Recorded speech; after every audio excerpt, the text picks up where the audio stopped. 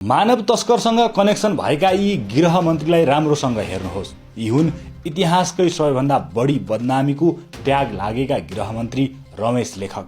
तर लाज पचाएर भए पनि यिनले अहिलेसम्म पदबाट राजीनामा दिएका छैनन्। लेखकले भाषण भने सबैलाई मोहनी लगाउने गर्छन्, तर यिनको बेहोरा भने ठीक छैन। केही वर्ष अगाडि यिनै लेखकले संसदमा गहकिलो स्वरमा भनेका थिए, मन्त्रीहरूमाथि प्रश्न उठ्यो भने तत्काल पदबाट राजीनामा दिनुपर्छ। तर अहिले आफूमाथि मानव तस्कर जस्तो जघन्य अपराधको आरोप लाग्दा पनि यिनले पद छाड्न सकेका छैनन्।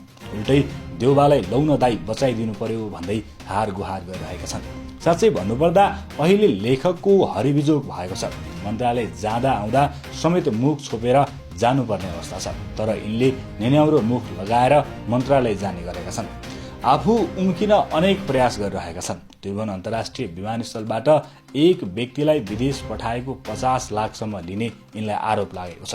अख्तियारले अनुसन्धान गरेपछि गृहमन्त्री लेखकले अहिलेसम्म अध्यागमन कार्यालय त्रिभुवन अन्तर्राष्ट्रिय विमानस्थलका 15 जनालाई सरुवा गरिसकेका छन्। अध्यागमन कार्यालयले बिचौलियाको सेटिङमा रकम असुली गरी भिजिट भिसामा पठाउन सहजीकरण गरिदिएको आरोप लागेको छ। यस गिरोहको मुख्य नायिकेका रूपमा गृहमन्त्री लेखक रहेको हुन सक्ने जनाइएको छ। त्यसैले यिनले विमानस्थलबाट रातारात कर्मचारी सरुवा गरिरहेका छन्। आफूलाई बचाइदिनु पर्यो भन्दै देउबासँग बिन्ती बिसाउने गरिरहेका छन्। तर पदबाट राजीनामा दिने मनसायमा भने यिनी छैन। यस्ता गृहमन्त्रीलाई तपाईँ के भन्न चाहनुहुन्छ? आफ्नो प्रतिक्रिया कमेन्ट गर्नुहोला।